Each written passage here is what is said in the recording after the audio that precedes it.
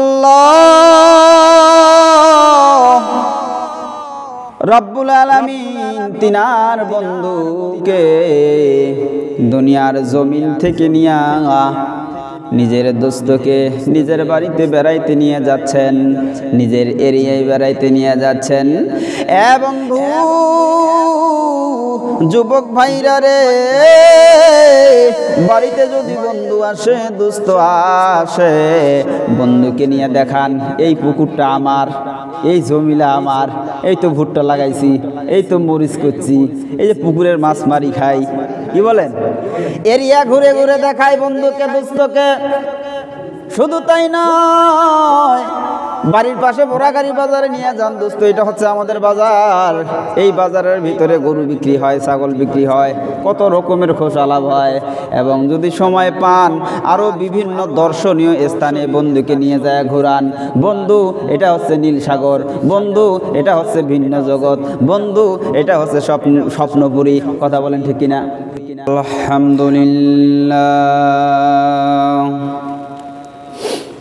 আলহামদুলিল্লাহিল্লাযী ক্বাররাবা মান ইখতারা মিন ইবাদিহি ইলা হাযরাতি বিদাদিহি ওয়াসতাফা ওয়াজতাবা মিন আহবাবিহি মান আসলাহা লিহাযরাতি ইফতারা বিহি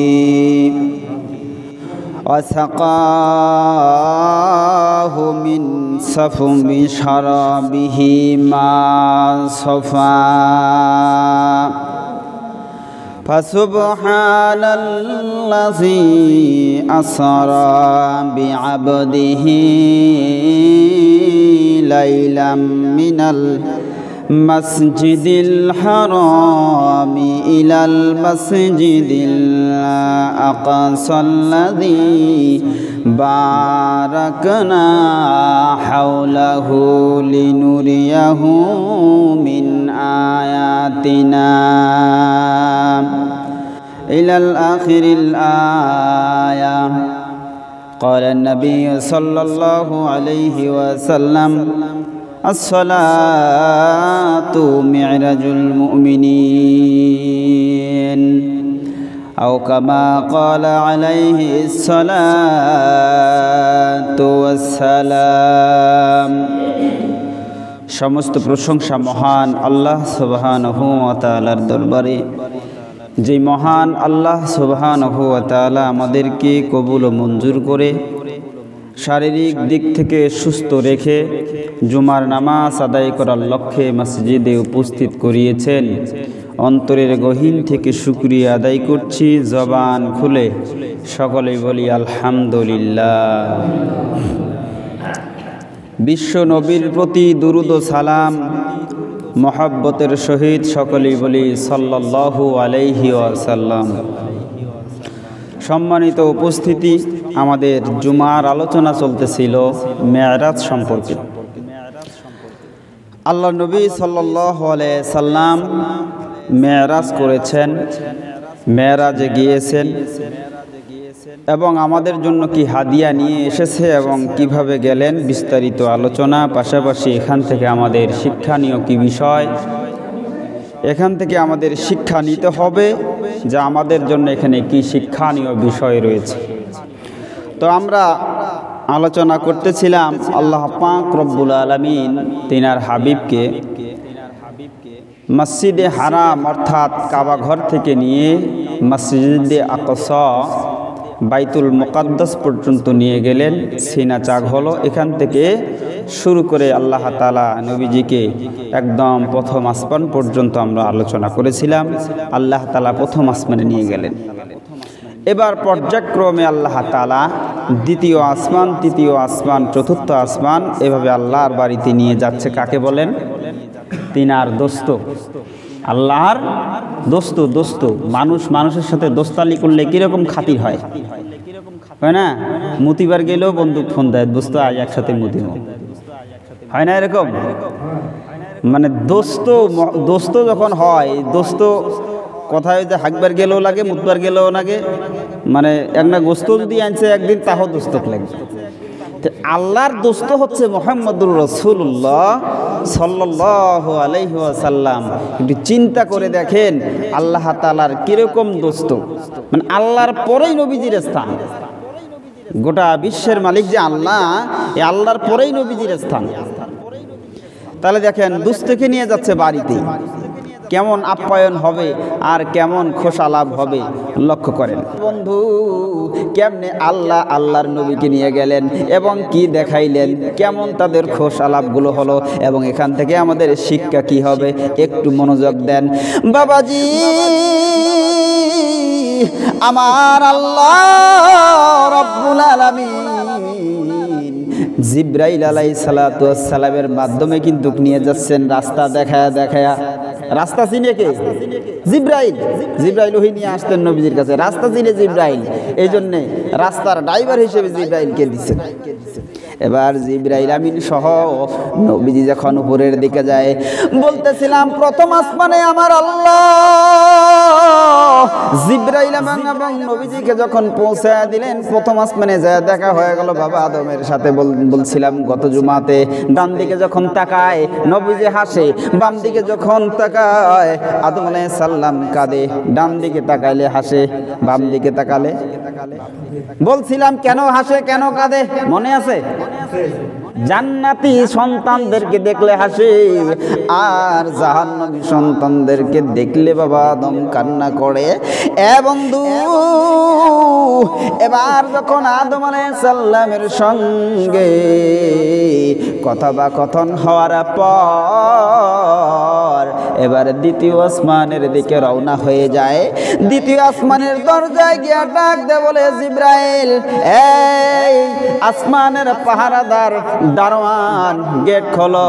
দারোয়ান ডাক দে বলে জিবরাইল আপনার সাথে কে? কয় বিশ্ব নবীজি মুহাম্মাদুর রাসূলুল্লাহ।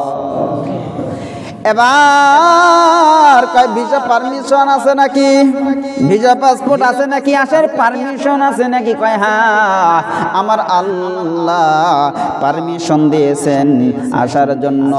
দ্বিতীয় আসমানের দরওয়াজা খুলে দেওয়া হলো। দ্বিতীয় আসমানের দরজা খুলে দেওয়ার পরে সেখানে গিয়ে দেখা হয়ে গেল হযরতে ঈসা আলাইহিস সালাম এবং হযরতে ইয়াহইয়া আলাইহিস সালাম। তাদের সঙ্গে কথা হলো, দেখা হলো, সালাম মুসাফা হয়ে গেল। বন্ধু সংক্ষেপ করতেছি, দ্বিতীয় আসমান থেকে আবার চলে গেল তৃতীয় আসমান। আবার ওই আসমানের দরজা খোলার, প্রত্যেকটি দরজা খোলার ক্ষেত্রেই একই কাহিনী। কে আসছো? কয় আমি জিবরাইল। সাথে কি নবীজি? কয় আসার পারমিশন ভিসা পাসপোর্ট আছে নাকি? কয় হ্যাঁ আছে। প্রত্যেকটা আসমানে একইভাবে দরজা খোলা হলো। 7-7টা আসমানের দরজা একইভাবে খোলা হয়েছে। এবার তৃতীয় আসমানে যখন গেল বন্ধু, তৃতীয় আসমানে যাওয়ার পরে দেখা হয়ে গেল হযরতে ইউসুফ আলাইহিস সালাম। আর জোরে বলেন সুবহানাল্লাহ। ইউসুফ আলাইহিস সালামের চেহারা কেমন জানেন?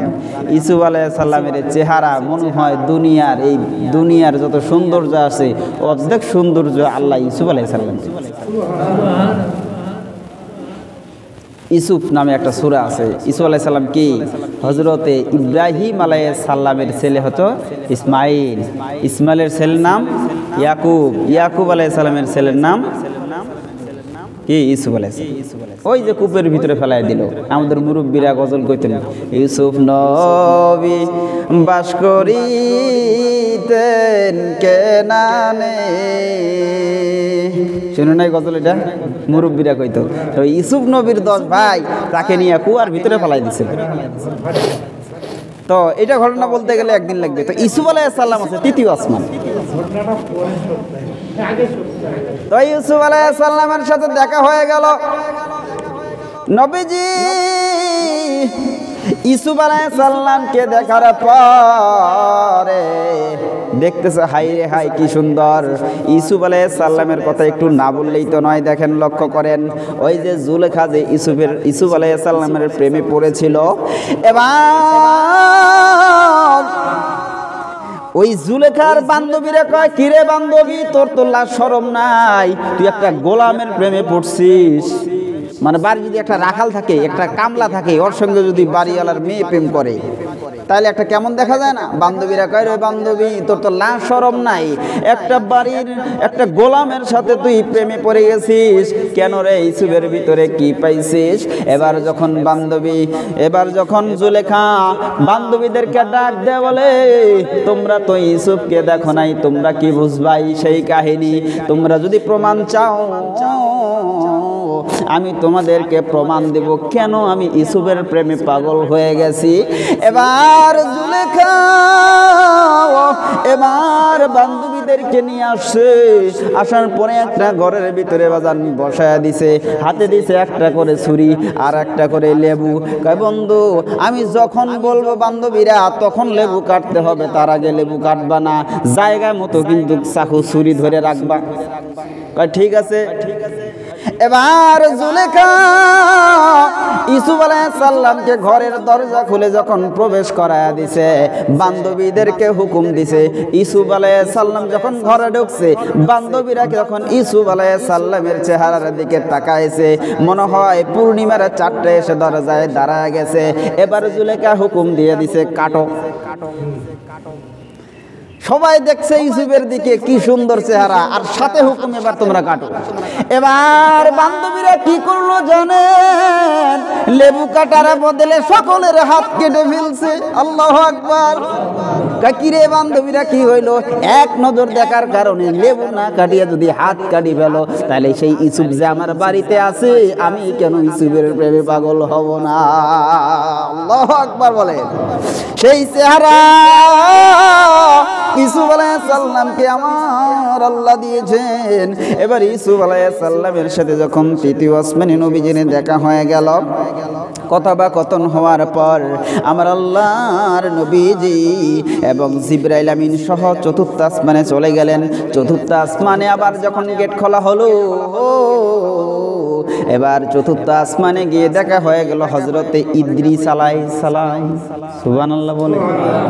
ইদ্রিস আলাইহিস সালামের আরেক কাহিনী গেছে আল্লাহর সাথে সাক্ষাৎ করবার, এখন যাইয়া জান্নাত দেখে এখনো না আসেনি, জিন্দা অবস্থায় চতুর্থ আসমানে। সুবহানাল্লাহ বলে।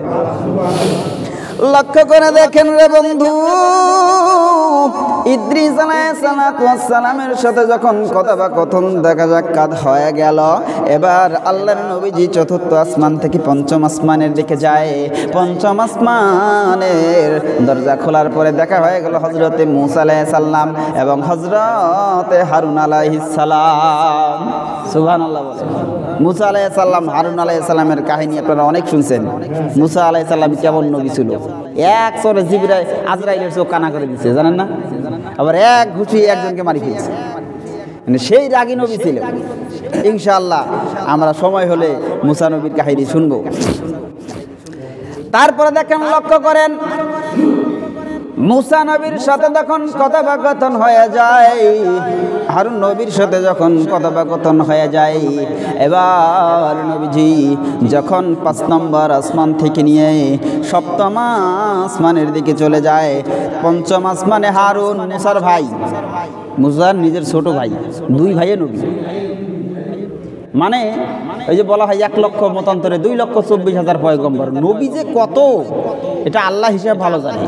আমরা কিছু সংখ্যক ইতিহাসে এবং কোরআন এবং হাদিসে যেই সমস্ত নবী প্রসিদ্ধি নবী পাই, আমরা এগুলো জানি। কিন্তু গ্রামে গ্রামে মহল্লায় মহল্লায় নবী ছিল। যখন মূসাও নবী, তার ভাই হারুনও নবী। ওই যে মূসা আলাইহিস সালাম আগুন মুখে দিলেন, তখন থেকে একটু তোতলা। আল্লাহকে বললেন, আল্লাহ আমাকে তো পাঠাচ্ছেন এই ইয়ার কাছে দাওয়াত দেওয়ার জন্য, ফেরাউনের কাছে দাওয়াত দেওয়ার জন্য, কিন্তু আমার মুখে তো জড়তা, একটু তোতলা, তা আমার ভাইকে আমার সাথে দেন, তাহলে আমার একটু সাহসী হবে, আমার বদলে ও বলবে। ঠিক আছে, আমি তো সাধারণ মানুষ হিসেবে পাঠাইতে পারি না, তোমার ভাইকেও নবী বানাইয়া তোমার সাথে পাঠায় দিলাম। তাহলে কোনো দামি মানুষের সাথে গেলে সেই মানুষটা কি হয়? দামি হয়, সুবহানাল্লাহ বলে। এবার 5 নাম্বার আসমানে দেখা হয়ে গেল হযরতে হারুন, আর 6 নাম্বার আসমানে গিয়ে দেখা হয়ে গেল হযরতে মুসা আলাইহিস সালাম। লক্ষ্য করে দেখেন মেরাজ থেকে আসার সময় মুসা আলাইহিস সালামের সাথে একটা কাহিনী আছে, আমি বলে দিয়ে যাব। এবার মুসা আলাইহিস সালাম এর সাথে যখন কথোপকথন হয়ে যায়, এবার 6 নাম্বার আসমান থেকে নিয়ে নবীজি চলে গেল 7 নাম্বার আসমানে। 7 নাম্বার আসমানে গিয়ে দেখে বাবা ইব্রাহিম বসে আছি। ইব্রাহিম আলাইহিস সালাম জাতির পিতা। কিসের পিতা? আর আমরা বানাইছি শেখ মুজিবুরকে জাতির পিতা। কি কন? এই জন্য বর্তমানে একটা স্লোগান দিয়েছে, জাতির পিতা ইব্রাহিম, শেখ মুজিবুর ঘোড়ার ডিম। শুনেন নাই স্লোগান? তো জাতির পিতা ইব্রাহিম বসে আছে 7 নাম্বার আসমানে, এবং সাইটে দেখতেছে অনেক ছোট ছোট বাচ্চা দেখা যায়। ছোট বাচ্চা অনেকে আছে, ছোট বাচ্চাদেরকে নিয়ে খেলা করতে ভালোবাসে। ইব্রাহিম আলাইহিস সালাতু ওয়াস সালাম 7 নাম্বার আসমানে বসে আছে, এবং নবীজির সাথে কথাবার্তা হলো, দেখা সাক্ষাৎ সালাম মুসাফা যখন হয়ে গেল, বন্ধু এবার নবীজি দেখে ছোট ছোট বাচ্চাগুলো আশপাশে খেলাধুলা করে। এবার নবীজি ডাক দে বলে, বাবা ইব্রাহিম, এই ছোট ছোট বাচ্চাগুলোকে, এই সমস্ত ছোট ছোট বাচ্চা হচ্ছে দুনিয়ার বুকে যারা নাবালক অবস্থায় মারা গেছে, কিন্তু মা বাবার আশা ছিল আমার সন্তানটারে বড় বানাই আমি আলেম বানাবো, হাফেজ বানাবো। আমি নিজ দায়িত্বে সেই বাচ্চাগুলোরে আলেম হাফেজ বানাই। আর জোরে বলেন আল্লাহু আকবার। তাহলে আমাদের সন্তানগুলোরে আলেম হাফেজ বানানোর যদি নিয়ত থাকে, মরার পরেও হলো আল্লাহ ইব্রাহিম আলাইহিস সালামের মাধ্যমে আলেম হাফেজ বানায়া কিয়ামতের মাঠে আপনার সামনে দাঁড় করায়া দেবে। আর জোরে বলেন সুবহানাল্লাহ। বন্ধু ইব্রাহিম আলাইহিস সালাম 7 নাম্বার আসমানে দেখা সাক্ষাৎ যখন হয়ে গেল, ঘটনাগুলো খুবই সংক্ষেপ করে আমি সামনে আগাচ্ছি। এবার বন্ধু 7 নাম্বার আসমান থেকে নিয়ে 7 নাম্বার আসমানের উপরে যেই জায়গাটা আছে, এই জায়গাটার নাম হচ্ছে সিদরাতুল মুনতাহা। কি নাম? সিদরাতুল মুনতাহা। এখানে একটা বোরাইয়ের গাছ আছে। কিসের গাছ? আরশের ডাইন পাশে একটা বোরাইয়ের গাছ আছে। এটা হলো বর্ডার, এটা হচ্ছে বর্ডার, পৃথিবীর শেষ সীমানা। ওই পাশে হলো আল্লাহর ঘর, ওই পাশে হচ্ছে আল্লাহর বাড়ি, ওইটা হচ্ছে আল্লাহর এরিয়া, যার নাম হচ্ছে লা মাকাম। কি নাম? লা মাকাম মানে কোনো স্থান নয়, কোনো স্থান। লা মানে লা, মাকাম মানে ঘর বা স্থান, কোনো স্থান নয়, এটা আল্লাহর জায়গা। কার জায়গা? এখন যদি বলা হয় লা মাকাম, এটা যদি কোনো মাকাম বলা হয় বা একটা ঘর বলা হয়, যদি বলা হয় যেমন এই যে মসজিদটা স্কোয়ার মনে করেন 50 বা 100 একটা স্কোয়ার, যদি বলা হয় আল্লাহর বাড়িটা এরকম একটা এরিয়া জুড়ে আল্লাহর বাড়ি বা আল্লাহ এই জায়গায় থাকে, বলেন তো তাহলে আল্লাহ যে ওই জায়গায় থাকে, তাহলে আল্লাহ ওই ঘরের চেয়ে বড় না ছোট? ছোট। আল্লাহকে যদি বলা হয় আল্লাহ এই ঘরের ভিতরে থাকে, তাহলে আল্লাহ ঘরের ভিতরে যদি ঢুকলো, তাহলে আল্লাহ এই ঘরটার চেয়ে বড় হলো না ছোট হলো? একটা আয়তনের ভিতরে যদি ঢুকায় দেন, না আমরা এই মসজিদে আসি, তাইলে আমরা এই ঘরটার চেয়ে ছোট, আমরা মসজিদে ঢুকছি। তো ওই যে এরিয়া, ওটা বলা হয়েছে লা মাকাম। ওটা যে কত এরিয়া, কত জায়গা, এটা কেউ জানে না। ওই লা মাকাম হচ্ছে আল্লাহর স্থান, মানে কোনো স্থানের পরিধি নাই, কোনো ব্যারিকেড নাই, ওই স্থানটাকে বলা হয় লা মাকাম। তাহলে সিদরাতুল মুনতাহার উপরে লা মাকাম, আরশ কুরসি লৌহ কলম। এই বন্ধু এই সিদরাতুল মুনতাহা এটা হচ্ছে একটা বড়ার গাছ। এই বড়ার গাছের উপরে এবার জিবরাইল আমিন বলেন, নবীজি এই যে আপনাকে আমি বর্ডার বন্ত নিয়ে এসে দিলাম, ও নবীজি এরপরে কিন্তু আমি জিবরাইল এক কদম রাখার ক্ষমতা রাখি না। আল্লাহু আকবার। ড্রাইভার যায় আর রাস্তা পর্যন্ত গাড়ি বেরে, বাড়ির ভিতরে আর ঢুকতে পারছে না, বাড়ির ভিতরে ঢুকবে মেহমান। সুবহানাল্লাহ বলে। এবার দেখেন, লক্ষ্য করেন আলোচনা খুব সংক্ষেপে টানছি বন্ধু। নবীজি আল্লাহর বাড়িতে যখন রওনা হয়ে গেল, জিবরাইল আমিন কিন্তু মাইনাস হয়ে গেল। বন্ধু একদম ঘনিষ্ঠ বন্ধু যখন দুইজন একত্রিত হয় কত রঙের আলাপ হয়, কিন্তু যখন তৃতীয় একজন থার্ড পার্টি সেখানে এসে যায় তখন বন্ধু বন্ধু আলাপের ভিতরে ভেজাল সৃষ্টি হয়।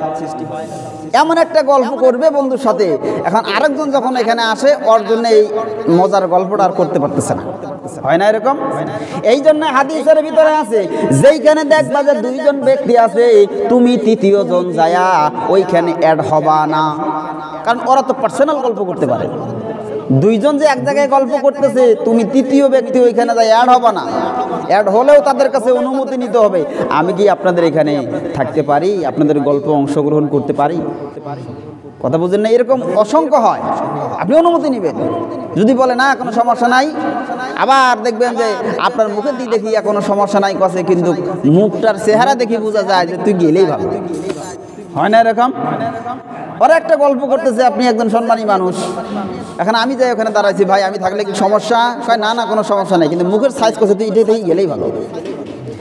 এই জন্যে দুইজন যেখানে গল্প করবে তৃতীয় জন ব্যক্তি আপনি যাই অ্যাড হবেন না, হলে অনুমতি নেবেন, কারণ তারা পার্সোনাল গল্প করতে পারে। আমার আল্লাহ পাক রব্বুল আলামিন জিবরাইল আলাইহিস সালাতু ওয়াস সালামকে মাইনাস করে দিলেন নবীজির সঙ্গে একান্ত গল্প করার জন্য। সুবহানাল্লাহ বলে। এবার আমার আল্লাহ রব্বুল আলামিন নবীজিকে ডাক দিয়ে বলেন, নবী হ্যাঁ আপনি তো আমার বাড়িতে আসলেন, কি নিয়ে আসছেন? আমরা তো সাগাত বাড়ির যাই মিষ্টি নিয়া, হ্যাঁ আপেল নিয়া, কমলা নিয়া, আবার কিছু কিছু শাখায় আছে খালি হাতে যায় না, খালি হাতে যাওয়া যাবে না, মিষ্টি নিয়ে যাবেন। শ্বশুর বাড়ি পুরাতন হয়েছে তা কি হয়েছে? কি কালাম ভাই, মিষ্টি নিয়ে যাবেন, মিষ্টি নিয়ে যাবেন, আপেল কমলা নিয়ে যাবেন। আমার আল্লাহ ডাক দিয়ে বলেন, নবীজি দোস্ত কি নিয়ে আসছো আমার বাড়িতে? এখন নবীজি চিন্তায় পড়ে গেলে, কিরে আল্লাহর কি মিষ্টির দরকার, না আপেলের দরকার, না কমলার দরকার, কিসের দরকার? এবং চিন্তায় পড়ে গেছে, কয় না রে এলে তো আল্লাহর কোনো কিছুর দরকার না, আল্লাহ খায়ও না পানও করে না, আল্লাহর কি দরকার? এবার নবীজি বলতেছেন লক্ষ্য করেন, আত্তাহিয়াতু লিল্লাহি ওয়াস সালাওয়াতু ওয়াত তাইয়্যিবাত। আল্লাহু আকবার বলেন। এবার নবীজি ডাক দিয়ে বলতেছেন, আল্লাহ আত্তাহিয়াতু, যত পবিত্রতা যত ইবাদত, আত্তাহিয়াতু লিল্লাহি, আমাদের যত ইবাদত, আমাদের যত পবিত্রতা, আমাদের যত ভালো জিনিস, আত্তাহিয়াতু লিল্লাহি ওয়াস সালাওয়াতু, এবং আমাদের যত নামাজ, আমার উম্মতের যত নামাজ, ওয়াস সালাওয়াতু ওয়াত তাইয়্যিবাত, এবং যত পবিত্রতা যত ভালো এই সমস্ত জিনিস হাদিয়া নিয়া আমি নবীজি আপনার কাছে হাজির হয়ে গেছি। কারণ আল্লাহ তো তাই চায়, প্রশংসা, ভালো কাজ, বান্দারা আমার প্রশংসা করবে, আমার নামাজ পড়বে, আমার জিকির করবে, আল্লাহ তো এটা ছাড়া কিছু চায় না। এবার যখন তিনটা জিনিস দিলেন, আত্তাহিয়াতু লিল্লাহি ওয়াস সালাওয়াতু ওয়াত তাইয়্যিবাত, যত পবিত্রতা যত ইবাদত, শারীরিক দৈহিক যত ইবাদত সব আল্লাহর জন্য যখন পেশ করলেন যে আল্লাহ আমি এই মিষ্টি মণ্ডপ নিয়ে আসছি, এখন আল্লাহ কয়, যখন নবীজি বলে দিলেন আত্তাহিয়াতু লিল্লাহি ওয়াস সালাওয়াতু ওয়াত তাইয়্যিবাত, তখন আমার আল্লাহ রাব্বুল আলামিন সালাম দিয়ে দিলেন, আসসালামু আলাইকা আইয়ুহান নবী। সুবহানাল্লাহ বলেন। এবার দেখেন, এবার লক্ষ্য করে দেখেন, যখন মনে করেন যে এই বিআই আসে, বিআই যখন আসে, বিআই আসসালামু আলাইকুম, বিআই কে ওয়ালাইকুম সালাম, আবার উল্টা সালাম, আসসালামু আলাইকুম, দেয় না ডবল সালাম। এবার যখন লক্ষ্য করে দেখেন, আল্লাহ পাক রব্বুল আলামিন বলেন, আসসালামু আলাইকা আইয়ুহান নাবিয়্যু ওয়া রাহমাতুল্লাহি ওয়া বারাকাতুহু। তাহলে প্রথম টুক বললেন আত্তাহিয়াতু লিল্লাহি ওয়াস সালাওয়াতু ওয়াত তাইয়্যিবাত, এটা বললেন নবী যে আমি এগুলো নিয়ে আসছি। এবার আল্লাহ বলতেছেন, আসসালামু আলাইকা, আপনার উপর শান্তি বর্ষিত হোক, আইয়ুহান নবী, হে নবী, ও রহমাতুল্লাহ, রহমত হোক, ও বারাকাতুহু, বরকত হোক। আল্লাহ তিনটা জিনিস দিলেন। আসসালামু আলাইকা, শান্তি বর্ষিত হোক, ও রহমাতুল্লাহ, রহম হোক, ও বারাকাতুহু, বরকত হোক। তিনটা জিনিস আল্লাহ দিয়ে দিলেন। আপনি তিনটা জিনিস হাদিয়া আনছেন, আমি তিনটার বদলে তিনটা দিয়ে দিলাম, আপনাকে দিলাম।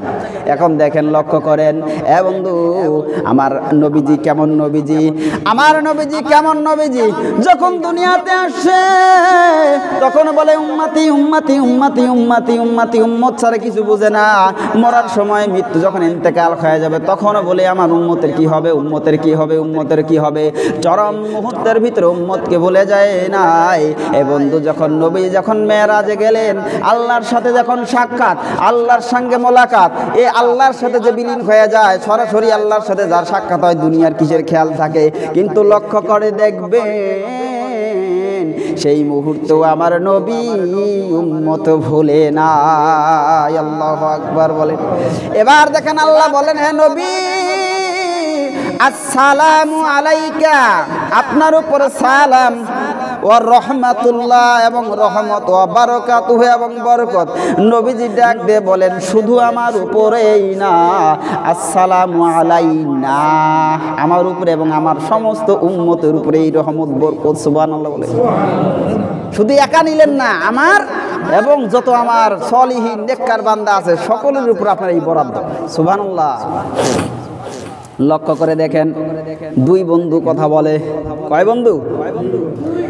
দুই বন্ধু কথা বলে। দুই বন্ধুর কথা শুনিয়া ফেরেশতারা কয়, আশহাদু আল্লা ইলাহা ইল্লাল্লাহু ওয়া আশহাদু আন্না মুহাম্মাদান আবদুহু ওয়া রাসূলুহু। এ বন্ধু, লক্ষ্য করেন, খেয়াল করেন, এদিক খেয়াল করেন।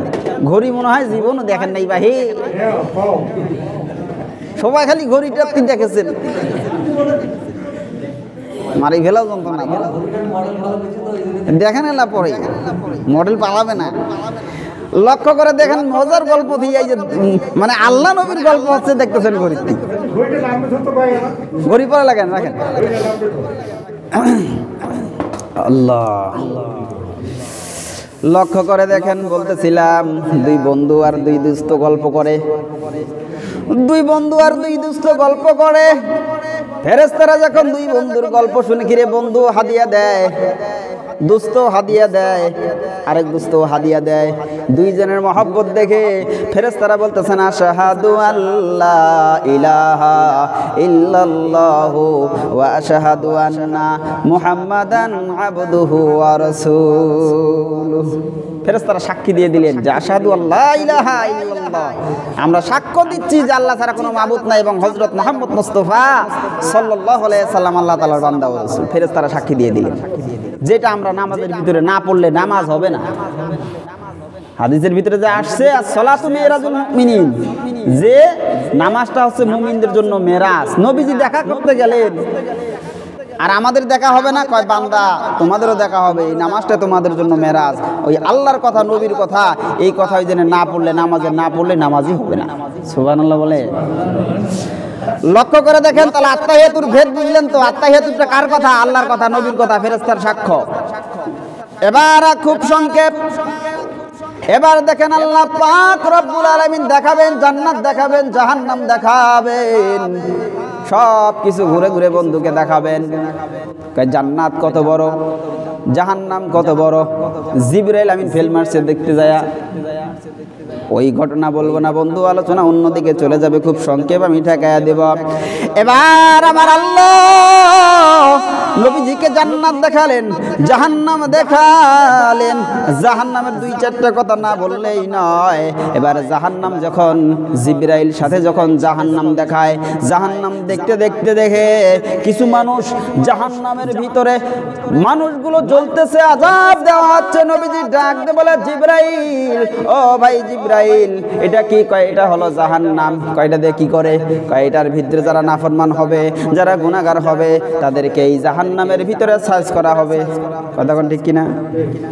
এবার বলতে দেখতেছে নবীজি তাকে দেখি কিছু মানুষের মুখ দিয়ে রক্ত বাহির হয়, কিছু মানুষের রক্ত বাহির হয় মুখ দিয়া এবং ভীষণ আযাবের ভিতরে গ্রেফতার হয়ে আছে। নবীজি ডাকতে বলেন, ভাই জিবরাইলেরা কারা? এত কষ্টদায়ক শাস্তি কেন দেওয়া হয়?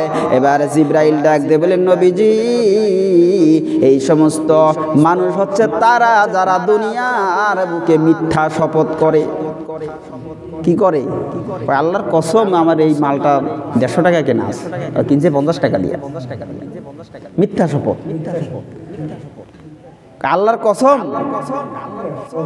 ওই কাজটা করছে, অথচ সে এই কাজ করেনি। মনে করেন মিথ্যা শপথ যারা করবে তাদের জন্য এই শাস্তি। অপরদিকে লক্ষ্য করে দেখেন আল্লাহর নবীজি আরেক গ্রুপ, তাদের মুখ দিয়ে তারা রক্ত পান করতেছে, পুষ পান করতেছে এবং ভয়ঙ্কর ধরনের শাস্তি হচ্ছে। নবীজি ডাকতে বলেন, ভাই জিবরাইল এরা কারা? এদেরকে এত কঠিন শাস্তি দেওয়া হচ্ছে। জিবরাইল আমিন ডাক দিয়ে বলেন, নবীজি এরা হচ্ছে ওই সমস্ত মানুষ দুনিয়ার জমিনে যারা এতিমের মাল, অন্যের মাল আত্মসাৎ করছে, গরিবের মাল আত্মসাৎ করছে, পরে যারা দুনিয়াতে অট্টালিকা বানাইছে, খাইছে দাইছে, এই সমস্ত মানুষকে আল্লাহ পাক রব্বুল আলামিন শাস্তির ব্যবস্থা করে রাখছে।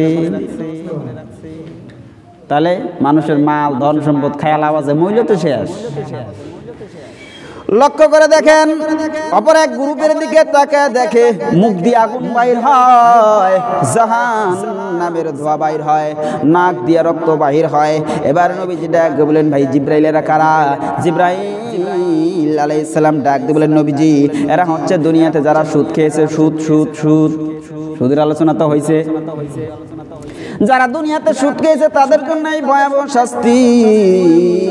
এবার দেখেন আরেক দিকে যখন তাকায় আরেক গ্রুপ দেখা যায়, কয় কেমন? কয় জিনজিরি দ্বারা তাদেরকে বান্ধি দেওয়া হয়েছে, জাহান্নামের শিকল লাগানো হয়েছে এবং তাদের লজ্জা স্থান দিয়ে পুষ বাইর হয়, রক্ত বাইর হয় এবং কঠিন ধরনের শাস্তি দেওয়া হচ্ছে। এবার নবীজি ডাক দিয়ে বলেন, ভাই জিবরাইলেরা কারা? জিবরাইল ডাক দিয়ে বলেন, নবী হে এরা হচ্ছে দুনিয়াতে যারা জেনা করেছে, ব্যভিচার করেছে তাদের এই শাস্তি। আবার আরেক গ্রুপকে দেখা যায় বড় বড় সাপ পেঁচিয়ে ধরেছে, বিচ্ছু দংশন করে, সাপ দংশন করে। নবীজি ডাক দিয়ে বলেন, ভাই জিবরাইল এরা কারা? নবীজি ডাক দিয়ে বলেন, এরা কারা? জিবরাইল ডাক দিয়ে বলেন, নবী হে এরা হচ্ছে দুনিয়ায় যারা নেশা করতো, মদ খাইতো, গাঁজা খাইতো, বাবা খাইতো, ইয়াবা খাইতো, এদের জন্য এই শাস্তি নির্ধারণ করে রাখা হয়েছে। জোরে কন্যা নাউজুবিল্লাহ। এইভাবে জান্নাত দেখালেন, জাহান্নাম দেখালেন, কত কিছু যে দেখালেন। 27 বছরের ঘটনা আমি কেমনে এই সংক্ষেপ সময় বলি? 27 বছরের ঘটনা। তাহলে জান্নাত দেখলো, জাহান্নাম দেখলো, যাই হোক 27 বছর অতিবাহিত হয়ে গেল। এবার বাড়ি যাওয়ার পালা। আপনজন যারা আসে লক্ষ্য করে দেখবেন, রাস্তা পর্যন্ত আগাই দেন। আর যত দূর দেখা যায় বন্ধু, যত দূর দেখা যায় গাড়ি দেখা যায়, তত দূর পর্যন্ত দেখি থাকে বন্ধু যা। যখন চোখের আড়াল হয়ে যায় তখন বন্ধু বাসায় আসে। কথা কোন ঠিক কিনা? এবার দেখেন আল্লাহ বিদায় দিলেন, নবীজি আপনার উম্মতের জন্য 50 ওয়াক্ত নামাজ দিলাম। কয় ওয়াক্ত? 50 ওয়াক্ত নামাজ দিলাম। নবীজি তো পায়া খুশি, 50 ওয়াক্ত নামাজ দিছে। আজকের কথা 50 ওয়াক্ত নামাজ নিয়ে নবীজি রওনা। সপ্তম আসমান পার হয়ে এসে 6 নম্বর আসমানে যখন আসলেন, আসার পরে মুসা আলাইহিস সালামের সাথে দেখা, কথোপকথন হলো। নবীজি কি খবর, কি আনলেন? কয় 50 ওয়াক্ত নামাজ দিছে। কয় ওয়াক্ত নামাজ? কইলা কাম করছেন, আমার উম্মত তো 3 ওয়াক্তই পড়ি পায়নি, আর 50 ওয়াক্ত নিয়ে আসছেন, জান কমে নিয়ে আইছেন, এতুলা পড়ি পাবে না। আমরা তো 5 ওয়াক্তই পড়ি না, ঠিক না? মুসা আলাইহিস সালাম আমাদের উপকার করছে না? এবার দেখেন নবীজি কয় ঠিকই তো। নবীজি আবার ব্যাক হয়ে গেলেন। মাইকটা বন্ধ করে দিন, বাইরের মানুষের যাতে কষ্ট না হয়। আমরা আরো 5 মিনিট বলি। এবার নবীজি লক্ষ্য করে দেখেন ব্যাক হয়ে গেল আল্লাহর বাড়িতে। আল্লাহ 50 ওয়াক্ত নামাজ আমার উম্মত পড়তে পারবে না, একটু কমাই দেন। 5 ওয়াক্ত কমাই দিলাম।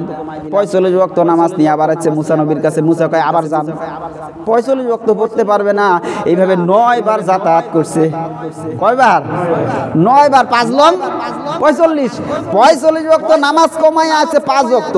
এবার যখন আসছে মুসা আলাইহিস সালাম ডাক দিয়ে বলে, নবীজি আপনার উম্মত তো 5 ওয়াক্ত পারবে না, আবার যান। আমার উম্মত 3 ওয়াক্ত পড়ি পায় নাই, আর আপনার উম্মত 5 ওয়াক্ত পড়বে, আবার যান। নবীজি ডাক দিয়ে এবার কিন্তু টেনশনে আছে, কি রে 5 ওয়াক্ত করে কমাইছে, এবার যে যদি 5 ওয়াক্ত কমাইতে শেষ, তাহলে কি হবে? আমি কি খালি হাতে যাব? এবার না যাওয়া যাবে না। এবার নবীজির ভিতরে ভয় আসছে, কিরে না যাওয়া যাবে না, যদি এবারও যায় আরও যদি 5 ওয়াক্ত কমায় তাহলে তো অবস্থা খারাপ। এবার লক্ষ্য করে দেখেন, কয় না ভাই মুসা আর যাওয়া যাবে না, এবার যদি যাই এই 5 ওয়াক্ত যদি কমে যায় তাহলে আমি খালি হাতে বাড়ি যাবো উম্মতের কাছে। এবার আল্লাহ পাক রব্বুল আলামিন ডাক দিয়ে বলেন, নবীজি এই 5 ওয়াক্ত 50 ওয়াক্ত দিছিলাম, কমায় 5 ওয়াক্ত বানাইলাম। এই 5 ওয়াক্তই যদি তোমার উম্মতরা পড়ে আমি আল্লাহ 50 ওয়াক্তের সওয়াব দিয়া দেব। তাহলে আমাদের প্রতি ভালোবাসা আছে না নাই? আল্লাহ বলেন 50 ওয়াক্ত, 5 ওয়াক্ত পড়বেন তো 50 ওয়াক্ত, 5 ওয়াক্ত পড়বেন তো 50 ওয়াক্ত। সুবহানাল্লাহ। এবার এখানে আরেকটা ভেদ কথা দেখেন, আল্লাহ তো ডাইরেক্ট 5 ওয়াক্ত দিয়ে পাঠাই দিতে পারতেন, কেন 50 ওয়াক্ত দিয়া 9 বার আবার বারে বারে নিয়ে গেলেন? কয় দোস্তরে একবার দেখলে মন ভরে না। আল্লাহু আকবার বলে। দুস্থকে যখন বারবার দেখা হয়, দুস্থকে আগাই দিবার যান, আরো 2টা গল্প করেন, হাঁটতে হাঁটতে আবার একটু যান, আবার দাঁড়ায় দাঁড়ায় গল্প করেন, মন তৃপ্তি হয় না। বন্ধুর সাথে কথা বলে। আমার আল্লাহ বলেন, আমার দুস্থ আমার বাড়িতে আসছে, আমার বাড়ি থেকে সরাসরি চলে যাবে, আমার তো তৃপ্তি হয় নাই। আমার বন্ধুকে দেখে আমি 9 বার আমার বন্ধুকে মুসা আলাইহিস সালামের মাধ্যমে রিটার্ন পাঠাইছি, রিটার্ন নিয়ে আসছি। আনার পর 9 বার আমি আল্লাহর সাথে দেখা করে কথোপকথন হয়েছি। সুবহানাল্লাহ বলে। তাহলে 5 ওয়াক্ত নামাজ পড়লে কয় ওয়াক্তের সওয়াব? 5 ওয়াক্ত নামাজ পড়লে কয় ওয়াক্তের সওয়াব? আমরা পড়ব তো। তাহলে নবীজি যে হাদিয়া নিয়ে আসলেন আমাদের জন্য, এই নামাজ পড়ার দরকার আছে। এই নামাজ পড়লে এই নামাজটা হলো আমাদের জন্য মেরাজ স্বরূপ। লক্ষ্য করে দেখেন, আমি খুব সংক্ষেপ করে দিলাম। নবীজি চলে আসলেন, নবীজি চলে আসলেন।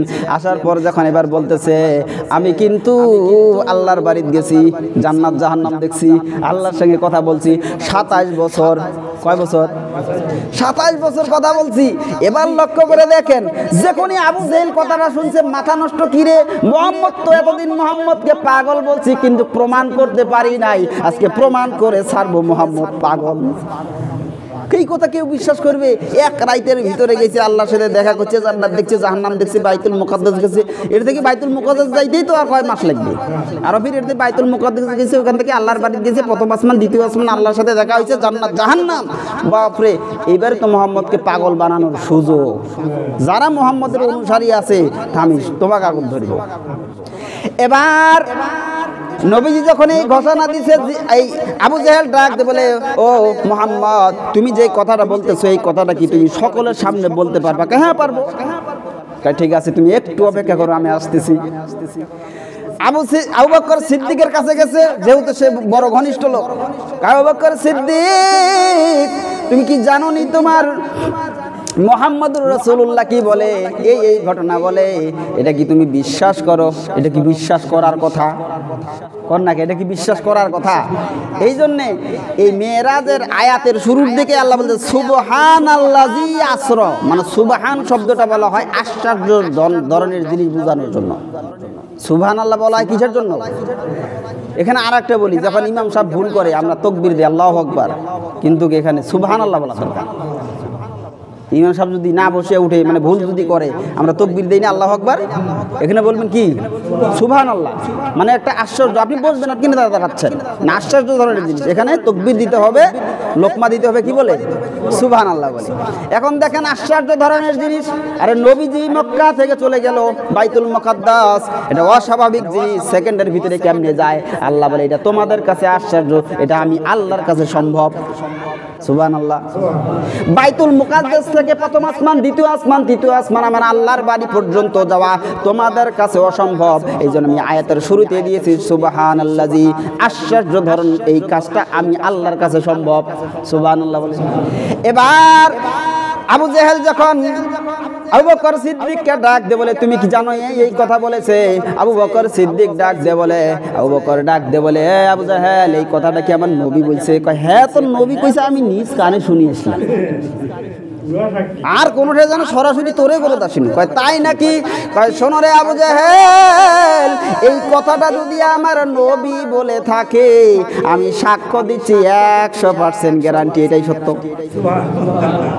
এবার আবু জেহেল কয় তোর মাথা খারাপ হয়েছে রে, এটা বিশ্বাস করার কথা, তুই এই কথা তো স্বীকৃতি দিয়া দিলু, চল তো যাই নবীর কাছে। নবীজির কাছে যখন আসছে, এবার নবীজি ডাক দিয়ে বলতেছেন, আবু বকর তুমি আজ থেকে আবু বকর নও, তুমি আজ থেকে আবু বকর সিদ্দিক। সুবহানাল্লাহ বলে। ওই দিন থেকে হলো আবু বকর সিদ্দিক। মানে আমি যে এই কথাটাকে সে বিশ্বাস করছে, সত্য বলে ঘোষণা দিয়েছে, সিদ্দিক মানে সত্যবাদী, এই সত্যটাকে সে স্বীকার করে নিয়েছে, এখন থেকে ইনি হলেন আবু বকর সিদ্দিক। এবার আবু জেহেল কয়, আচ্ছা আপনি যে এই মসজিদে আকসায় গেছেন, কোন তো কয়টা জানলা আছে, কয়টা দুয়ার আছে? মানে নবীজি বিপদে ফেলাবে। এখন নবী কি ওইটা দেখবার গেছে কোন তো? এই আপনারা যে মসজিদে নামাজ পড়বার আসছেন, আপনারা কি গোনান এই জানলার কয়টা রড আছে? কেউ তো মনে হয় গণন নাই। নবীজি কি ওখানে উল্লেখ গণন গেছে? এখন কত জানলা কয়টা, দরজা কয়টা, সিঁড়ি কয়টা, মহা মুশকিল। এবার আমার আল্লাহ বলে, নবীজি চিন্তা করেন না, ভিডিও মোবাইল, টাচ মোবাইল যেমন আমরা দেখি সব দেখা যায়, গুনে গুনে বলা যায়।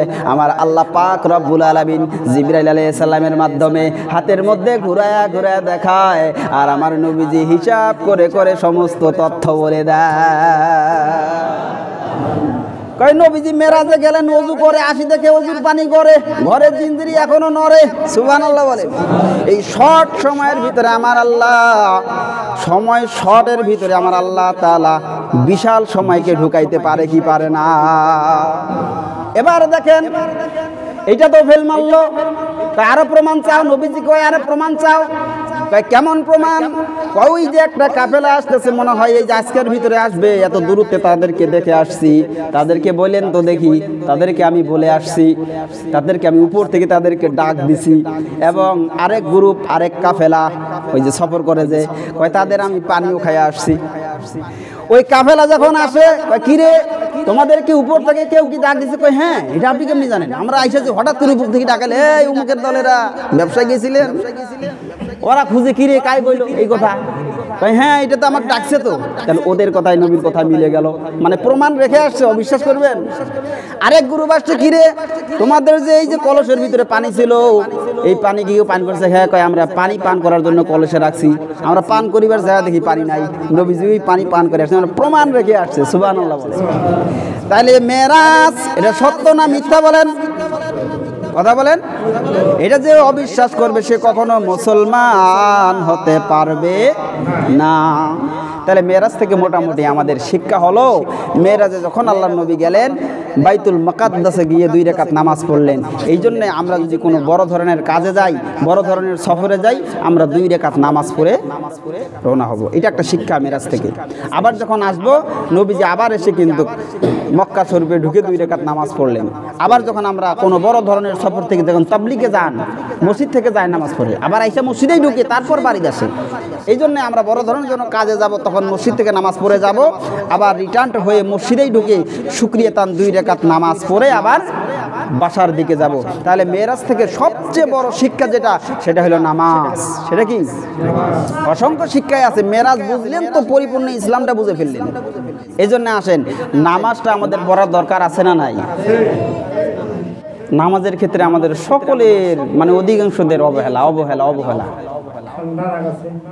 আচ্ছা, আমরা নামাজ পড়ার নিয়ত করতে পারি না ইনশাআল্লাহ? একটু মনটাকে বুঝান তো, পারি না ইনশাআল্লাহ? হুজুর এত ওয়াজ করেন, ভালোই তো লাগে, কিন্তু এইটা কথা কবার গেলে তো একটা ঝামেলা। দেখি চেষ্টা করব। চেষ্টা করবেন, বাঁচবেন কি বাঁচবেন না তার তো কোনো গ্যারান্টি নেই। ভালো কথাটা বুঝেন না কেন?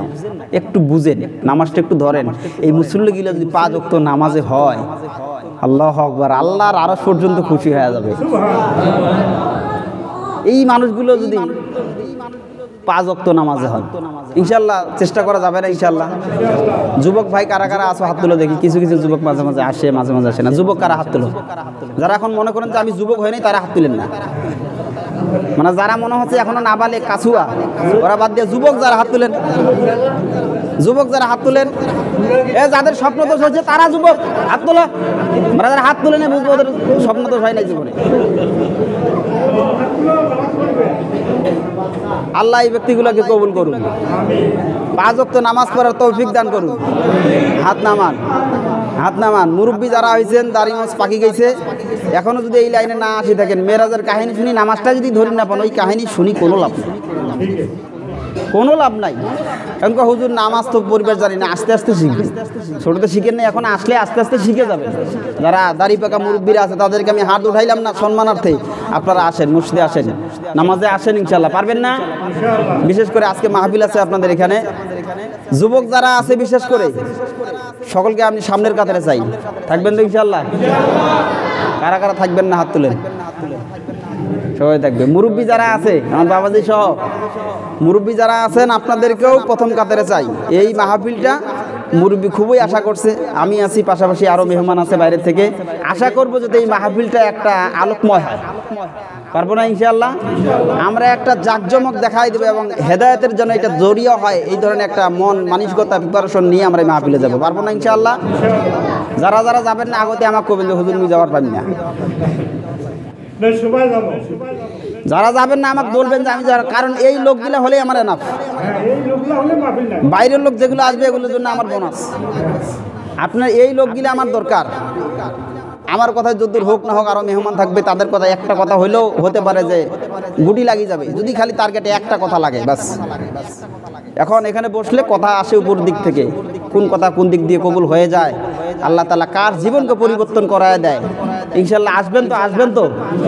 কথা দিলেন তো? প্রথম কাতারে চাই সকলকেই, ইশারার নামাজ পড়েই সকলেই চাই। যত কাজ আছে ছেড়ে দিয়ে আসবেন। মাহফিল কত দূরে দূরে যান, বাড়ির মাহফিল কেউ মিস্টেক করবেন না। এবং আমরা ইশারের পরেই শুরু করব এবং 12টার আগেই বা 12টার মধ্যেই আমরা শেষ করার চেষ্টা করব। ঠিক আছে না ইনশাআল্লাহ? আমরা এই মাহফিলে অবশ্যই এটা নেব।